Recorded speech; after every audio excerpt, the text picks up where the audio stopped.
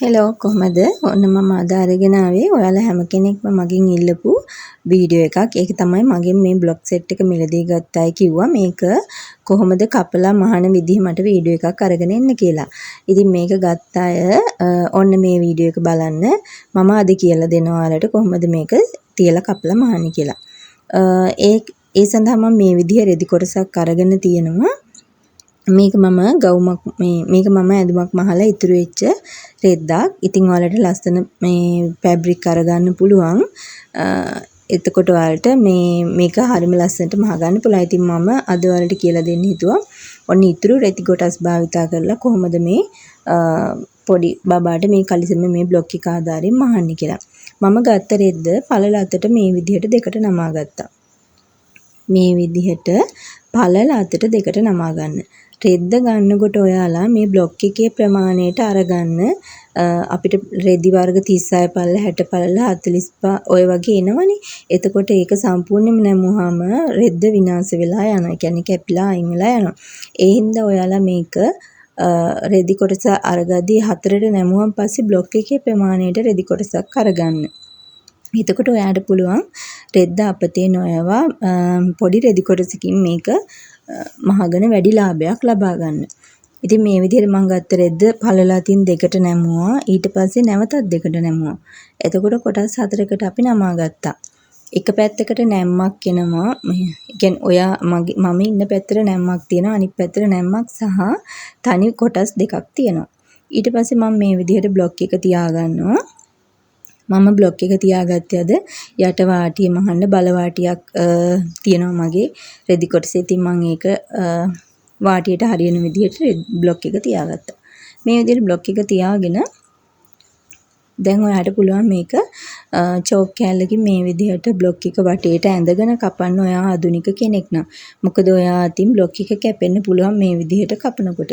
මට මේක පුරුදු හින්දා මම මේ විදිහට මේ රෙද්දම තියලා බ්ලොක් එක කපා ගන්නවා.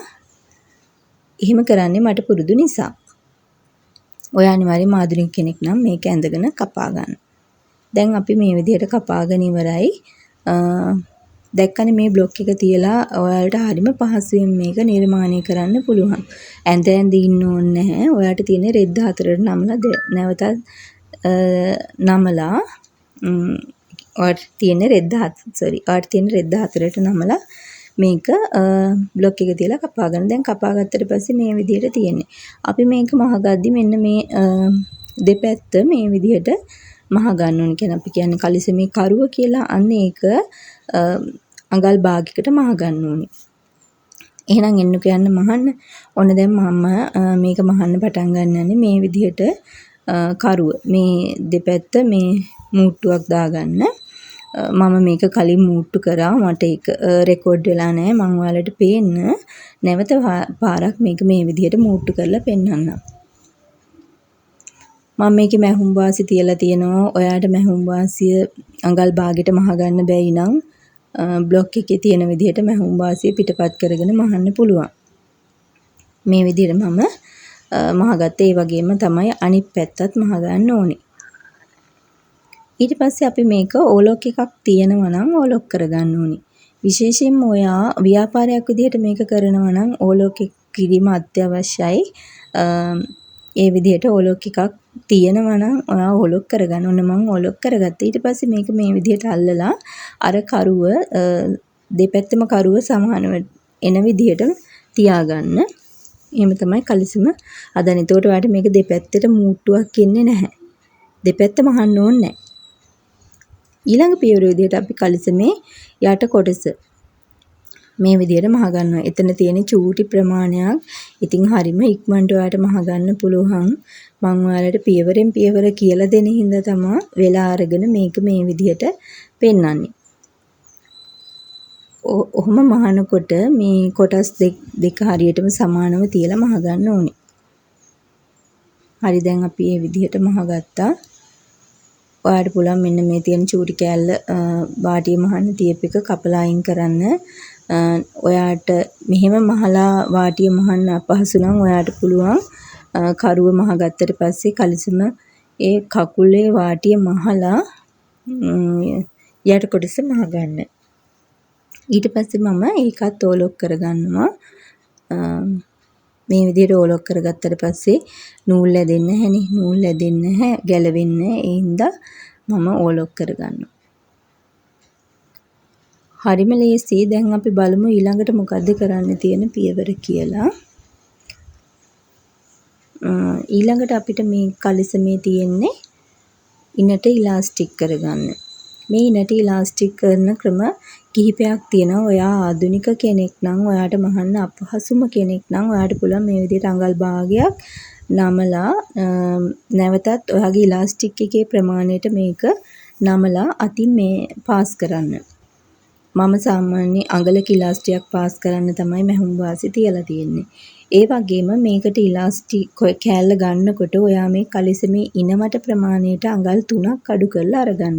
මම අද බිස්නස් එකක් විදිහට ඔයා මේක කරන් ඉන්න කෙනෙක් නම් එයාට හරියට මේක පාස් කරන්නේ කොහොමද කියලා මැෂින් එකෙන් පාස් කරන විදිහ තමයි අද කියලා දෙන්නේ. ඒ කියන්නේ මැෂින් එකෙන් මහ ගන්න විදිහ තමයි කියලා දෙන්නේ. ඒ සඳහා මම ඔන්න උඩ ඉන වටේටත් ඕලොක් කරලා අරගත්තා. ඊට පස්සේ අපි හරියට මේ ඉන කරුවට කරුව තියලා එතන සමාන කොටස් 4කට බෙදා ගන්නවා මේ විදිහට. දෙපැත්ත සහ මැදින් මේ අපි මාක් එකක් දාගන්න. ඊට පස්සේ ඉලාස්ටික් කොටස අරගෙන අපි මේක රවුමක් විදිහට ටැග් කරගන්නවා. අපි මේක වලල්ලක් වගේ ටැග් කරගන්නවා. හොඳට ටැග් කරගන්න එතන. නැත්තම් ගැලවෙන්න පුළුවන්. ඊට පස්සේ අපි කලිසමේ බෙදුවා වගේම මේ ඉලාස්ටික් එක මේ විදිහට කොටස් 4කට බෙදා ගන්නවා. මේ වගේ මාක් එකක් දාගන්න. ඔයා මේ කලිසමේ ඉනවට ප්‍රමාණයෙන් අඟල් 3ක් අඩු කරලා ඉලාස්ටික් කෑල්ල අරගන්න. දැන් අපි මේ විදිහට ඉලාස්ටික් එකත් සමාන කොටස් වලට බෙදාගත්ත. දැන් අපි බලමු මේක මැෂින් එකේම මහගන්නේ කොහොමද කියලා. මේ විදිහට අපි ඉලාස්ටික් එකෙත් මාක් කරගත්තා, කලිසමෙත් මාක් කරගත්තනේ. ඒ මාක් කරගත්ත ස්ථාන වලට තියලා මේක ඔයාලට පින් කරගන්න පුළුවන්. මම පින් කරන්නේ නැහැ, මට මහන්න පුළුවන් හින්දා. ඊට පස්සේ අපි කලිසමේ කන පිට පැත්තේ මේ වගේ උඩින්ම තියලා මහ ගන්න ඕනේ. අර අපි කලිසමේ සහ ඉලාස්ටික් එකේ ලකුණු කරගත්ත ස්ථාන සමාන වෙන විදිහට ඇදලා මහ ගන්න ඕනේ. කලිසමේ ලකුණු කරගත්ත මාක් එක සහ ඉලාස්ටික් ලකුණු කරගත්ත මාක් එක එක ළඟ එන විදිහට මේ විදිහට ඉලාස්ටික් එක හොඳට අදිමින් මහ ගන්න. මේක ඇදලා මහන තරමට තමයි ශක්තිමත් බව වැඩි වෙන්නේ සහ කලිසම රැලි වෙලා ඉන ගානට හැදිලා එන්නේ. ඒ වගේම අපිට කොටස් 4ක් අපි මාක් කරගත්තනේ. මේ කොටස් 4 හරියටම කොටස් 4ට එන විදිහට හොඳට අදින ගමන් මේක මහ ගන්න. මේ ක්‍රමේ ඔයාලට පහසුයි. මේ ක්‍රමෙත් ඔයාලා try කරලා බලන්න. අර අතින් පාස් කරනකොට අපිට ඉලාස්ටික් එක ඇඹරෙනවා. ඒ වගේම ලොකු වෙලාවක් යනවා. ඒ වගේම අපේ ඇඳුමේ ෆිනිෂින් එක මේ විදිහට මහනකොට හරිම නීට් එකට එනවා. ඔයාලා මේ විදිහට කරලා බලනවා. ව්‍යාපාරයක් විදිහට මේක කරනවා නම් මේ විදිහට ඉලාස්ටික් එක පාස් කරන්න පුරුදු වෙන එක තමයි වඩාත්ම සුදුසු. ඊට පස්සේ අපි දැන් පාස් කරගත් ඉලාස්ටික් එක මේ විදිහට මහගත් ඉලාස්ටික් එක නැවත නමන්න මෙහෙම. නැවත නමලා චුට්ටක් මහගෙන ඉන්න එකපාරම ඇදලා මහන්න යන්න එපා. එහෙම වුණොත් ගැලවිලා එනවා. මේ විදිහට චුට්ටක් මහලා නැවත හොඳට මේක අදින ගමන් වටේටම මැස්මක් ගහගෙන යන්න.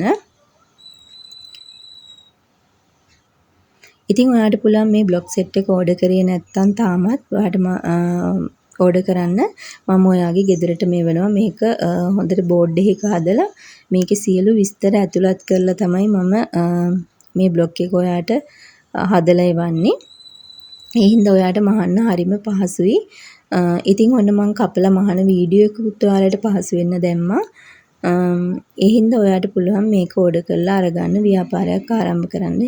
හිතන් ඉන්නවනම් ඉතින් කරන් තියෙනවට මගේ WhatsApp නම්බරයට මැසේජ් එකක් දාන්න 076 498 තමයි මගේ WhatsApp නම්බර එක. ඔය තියෙන්නේ දැන් මහගත්තට පස්සේ බලන්න හරිම ලස්සනට තියෙනවා. අපි ඉක්මනට මහගත්තා. ඒ විදිහට මහගත්තා. ඔයාට තවත් මේක ලස්සන කරගන්න පුළුවන් මේ විදිහට හරියට මිලාස්ටික් එක මැදි නැවත මැහුම් පාරක් මේ විදිහට හොඳට අදින ගමන් මහන්න. ඔය විදිහට තමයි අපි ඉලාස්ටික් එක පාස් කරගත්තට පස්සේ තියෙන්නේ. ඉතින් අපි කලිසම් මහලා ඉවරයි. මම මෙතන මේ බලවාටියක් ගත්ත හින්දා මහන්න අවශ්‍ය නැහැ කකුලේ වාටිය. නමුත් මම ඔයාලට පේන්න ඕනේ හින්දා වාටිය නමලා මහන්න. මේක බලවාටිය තියෙන හින්දා මම එකපාරයි නමන්නේ. ඔයාට පුළුවන් අඟල් භාගයක් හෝ කාලක් නමලා නැවත භාගයක් නමලා මේ විදිහට කකුල වටේට මහගන්න. ගොඩාක්ම අපි කලිසම් මහන්නේ අන්තිමට තමයි කකුලේ වාටිය මහන්න ඕනේ. එතකොට අපිට මැහුම් පාරවල් මේ ඇතුලෙන් එන මැහුම් වාසි පේන්නේ නැහැ. ඒ විදිහට මහගත්තට පස්සේ. ඔයාට එහෙම අපහසු කෙනෙක් නම් විතරක් ඔයා කලිසමේ කරුව මූට්ටු කරන්න කලින් වාටිය මහගෙන ඉන්න. ওই විදිහට කකුල් දෙකේම වාටි මහගන්න. බලන්න හරිම පහසුයි. ඉක්මනට අපි මහගත්තා. ඔයාට පුළුවන් ලස්සන රෙදි භාවිතා කරලා මේකට හොඳ වටිනාකමක් එකතු කරලා මහලා වෙළඳ පොළ හදාගන්න. ඉතින් ওই විදිහට අපි කලිසම මහගෙන ඉවරයි. ඔන්න ඉතින් වීඩියෝ එක ඉල්ලපු අයට මම වීඩියෝ එකකුත් කරා. එහෙනම් ඉතින් ඔයාට තියෙන්නේ මේක ව්‍යාපාරයක් විදිහට ආරම්භ කරන්න බ්ලොග් සෙට් එකක් ඕඩර් කරලා අරගන්න. එහෙනම් ඉතින් ගිහිල්ලා එන්නම් ආයෙත් ව්‍යාපාර අදහසක් අරගෙන ඔයාලත් එක්ක බෙදා ගන්න එන්නම්.